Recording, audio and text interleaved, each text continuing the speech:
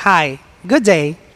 This lesson will reintroduce you to what is literature and at the same time give you a closer look at the different literary genres. Although the subject is about creative nonfiction, it is important for you to have a solid grounding on literature for you to have a better understanding and appreciation of the different forms of creative nonfiction, which you will learn later in the subject. First, let's see how well you can recall important facts about literature. In your notebook, write agree if you think the statement is true and disagree if it is not. Now, get your pen and notebook. Are you ready? Let's start. First, literature encompasses works of varying forms from students' classroom essays to famous writers' masterpieces. Agree or disagree?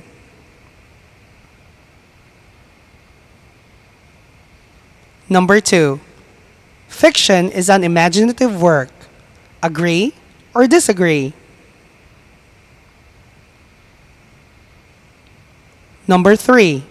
A poem could have an unusual shape on the page. Agree or disagree? Number 4. A drama is intended to be performed before an audience. Agree or disagree?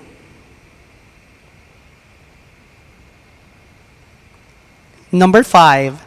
Speeches are not literary works. Agree or disagree?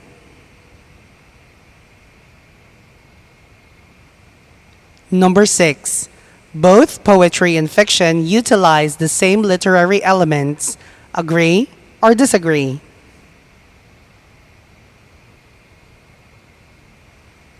Number 7. There are various literary genres. Agree or disagree?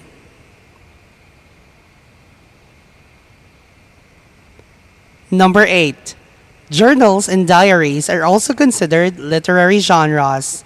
Agree or disagree?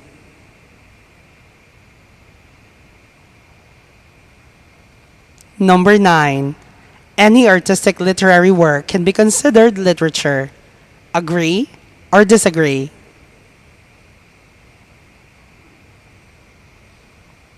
And lastly, number 10. Since nonfiction work is based on truth, it makes use of different literary elements when written. Agree or disagree?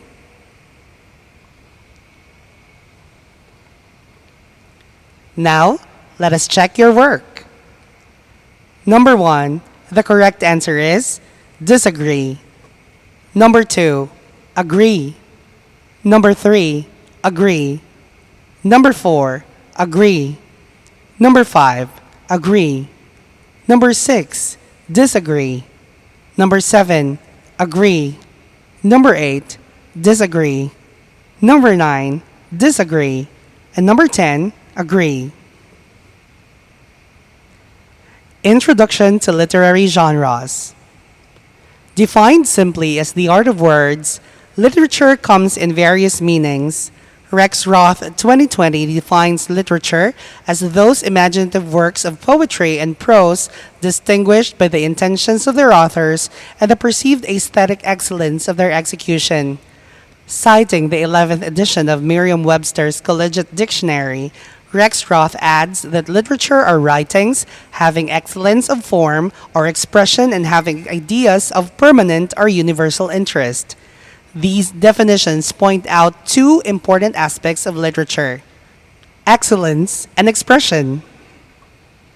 For a work to be considered literature, it should not simply express humankind's thoughts, feelings, experiences, and aspirations, but also reflect merit and brilliance of expression. Due to the depth and breadth of literature, various academics have classified it based on its different aspects, such as content, technique, tone, or simply definition. On the basis of content, literature is divided into two major forms: fiction and nonfiction. As to techniques, literature is also classified into prose and poetry. Genre refers to a type of art, literature, or music characterized by a distinct form, content, and style. In literature, There are four literary genres: poetry, drama, fiction, and nonfiction. All these literary genres have specific functions and features which distinguish one from the others.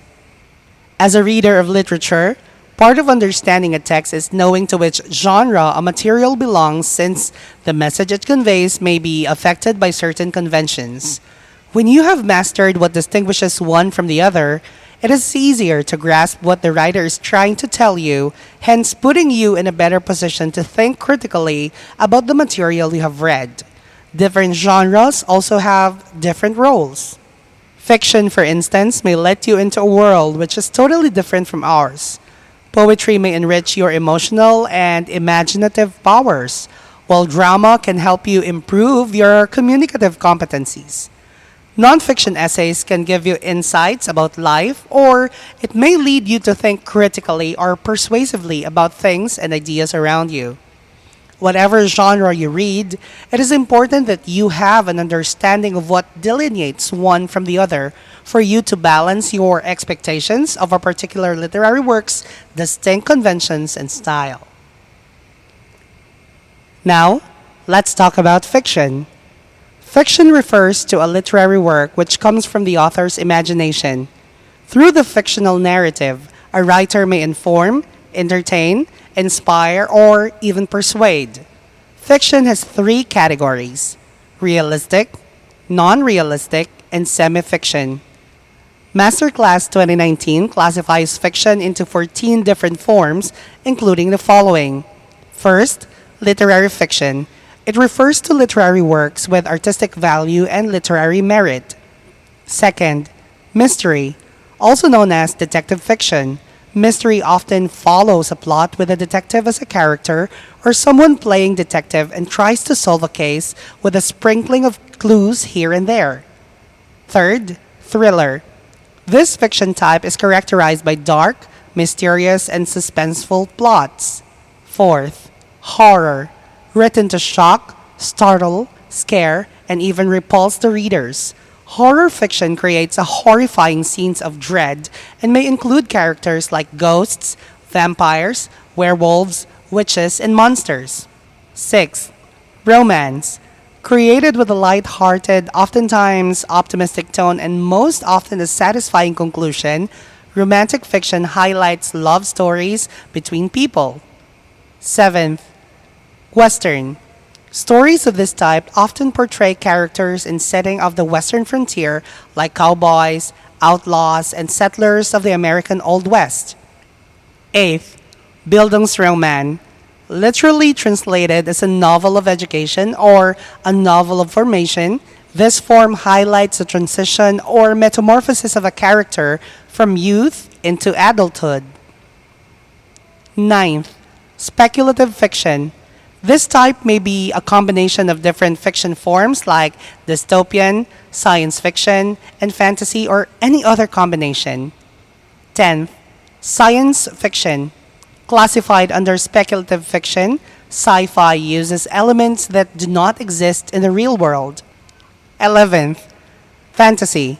Another type of speculative fiction. Fantasy has imaginary characters and worlds and may have influences of mythology and folklore, which can be appealing to both children and adults alike. 12. Dystopian. In contrast to utopian fiction, which portrays a world better than the one we have, dystopian fiction depicts a society that is worse than ours. Dystopian fiction is also another type of science fiction. 13th, magical realism or magic realism. The world portrayed in magical realism is similar to our real world, but with added magical elements. And lastly, realist literature. This type of fiction portrays a world very much like ours, with all the elements created as truthful as it can be, as it happens in our world. On the other hand, some academics also classify fiction into subgenres, which include the following. First is short story, shorter in length than a novel. A short story is a fictional prose work which usually focuses on one plot, one main character with few additional minor characters and one central theme. Second, Novel. A novel is a narrative prose work of considerable length that talks about significant human experience. Third one is myth, derived from the Greek mythos, which has a range of meanings from word through saying and story to fiction. A myth is a symbolic narrative of unknown origin and tells events which are partly traditional and associated with religious beliefs. The fourth one is legend. A legend is a traditional tale which is thought to have historical basis. And lastly, fable. A fable is an instructive story about human social behavior with personified animals or natural objects as characters and always ends with an explicit moral message. Now, let us proceed with poetry.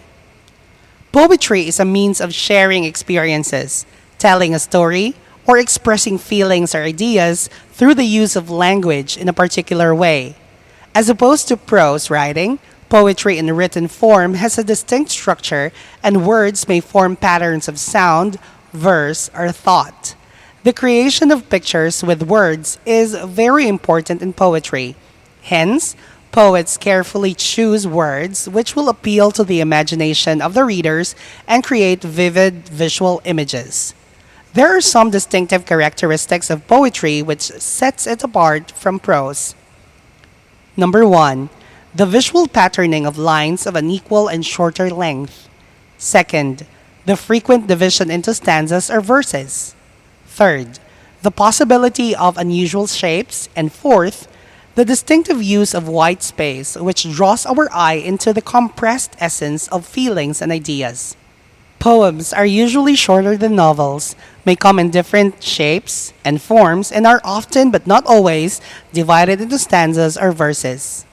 To make meaning out of poems, two broad approaches can be used. First one is narrative poem. It tells a story with an orientation, complication, crisis, and resolution, or lyrical poem. It conveys an experience or ideas, thoughts or feelings about the subject without necessarily having something to happen. Poems also come in many forms. These forms are distinguished from the other by the choice of structural units, may it be couplets, quatrains, and their arrangement with the overall poem, the layout of a poem on the page, and the organization of the lines of the poem. Here are some of them. Number one, acrostic. It is a poem which consists of vertical first letters name of the topic, while the horizontal words describe the topic. Number two, ballad. It is a narrative poem which tells a dramatic story in four-line stanza with a regular beat. Number three, chant. Dating to prehistoric time, hence one of the earliest forms of poetry, chant is a poem of no fixed form, but in which one or more lines are repeated over and over. Number four, cinquain. It is a five-line poem that follows a pattern and does not rhyme. Number five, comic verse. It is a poem that involves humor and makes sense. Number six, diamante. It is a seven-line poem in which the first and last lines are opposites or contrasts. It is written in the shape of a diamond. Number seven, elegy. It is a poem of mourning to someone's death. Number eight, epic. It is a long narrative poem on a subject which is thought to be great and serious. Number nine, epigram. It is a short and pointed poem, often a witty statement in verse or prose which may be complimentary, satiric, or aphoristic. Number 10, epitaph. It is a poem with a short inscription carved on a tombstone or written with a context in mind. It usually rhymes and lends itself to imitation and distortion. Number 11, free verse. It is a poetry that does not conform to particular schemes or patterns or rhyme, meter or form, because it doesn't follow strict rules. It has flexibility. Number 12, haiku. Originated in Japan and often tells about nature, it consists of three unrhymed lines containing 17 syllables, 5, 7, 5, and portrays a single idea or feeling while having a strong visual imagery. 13. Light verse. It is a poem that is cheerful, airy, and light-hearted. It often describes everyday events and uses language of the speaking voice. 14. Limerick. This is usually brief and lends itself to comic effects. The limerick consists of 3 long and 2 short lines rhyming A, B, B, A. Rhyme and rhythm are used to enhance the content. Number 15. Lyric. Concerned with feelings and thoughts rather than action or narrative, it usually represents and reflects on a single experience and is intensely personal, and its rhymes often have musical flexibility. Number 16. Narrative. It tells a story with an orientation, complication, and resolution, like nursery rhymes. It can be short or long, serious, humorous, personal, or impersonal. 17. Nonsense verse.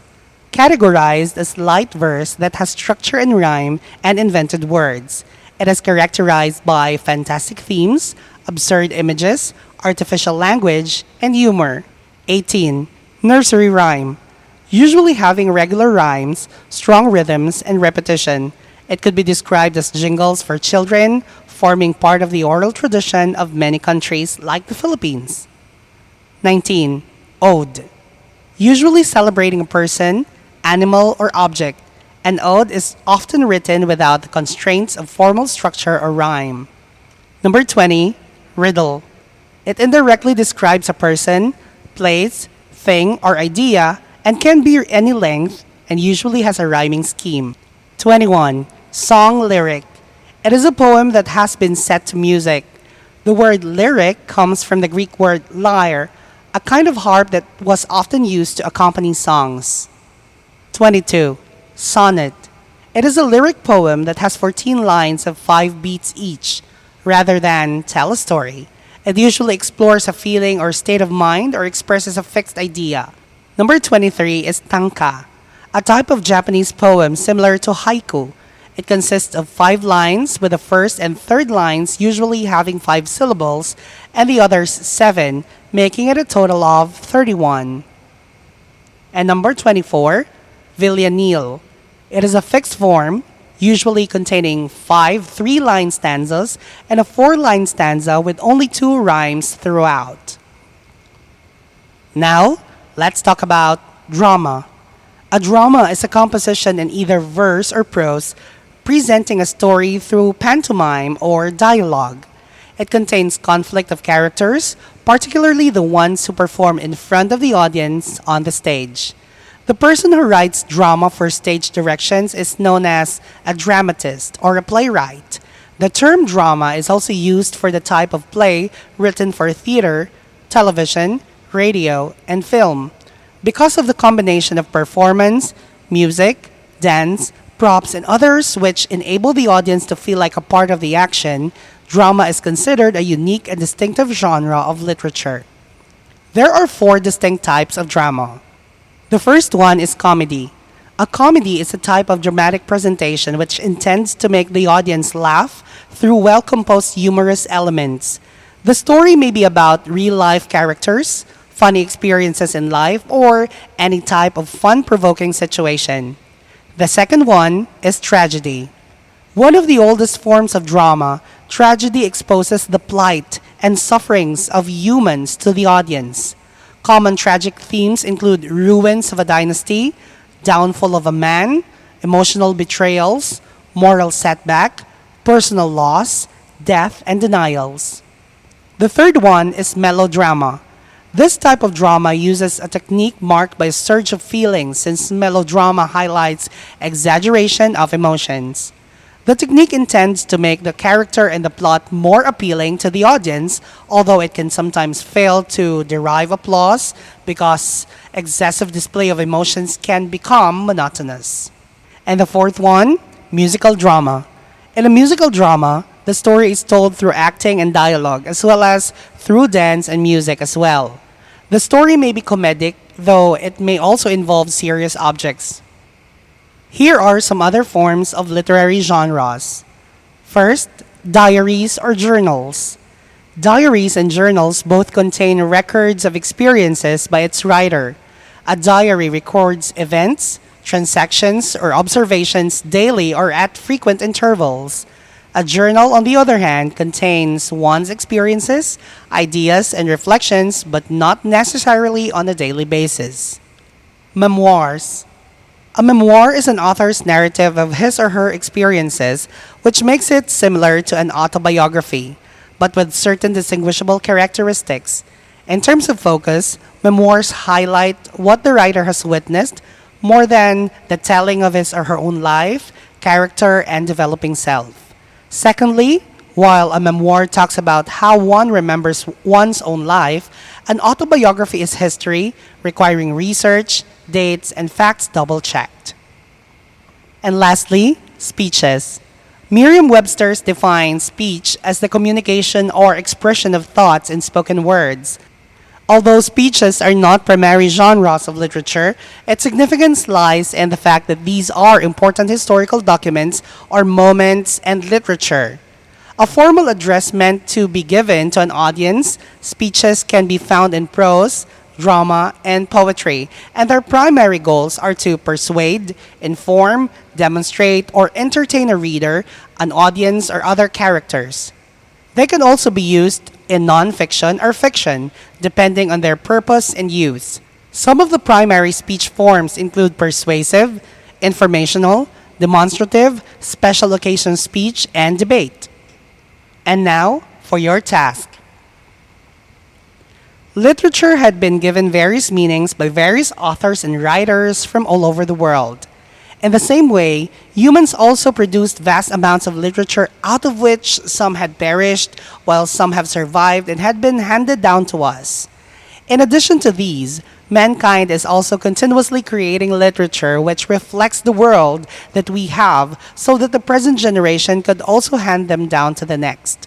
This body of literature does not only reflect the truth, but also mirrors our aspirations, dreams, and longings. Now, if you could write something for the next generation, what would it be? Publish your written output in your notebook.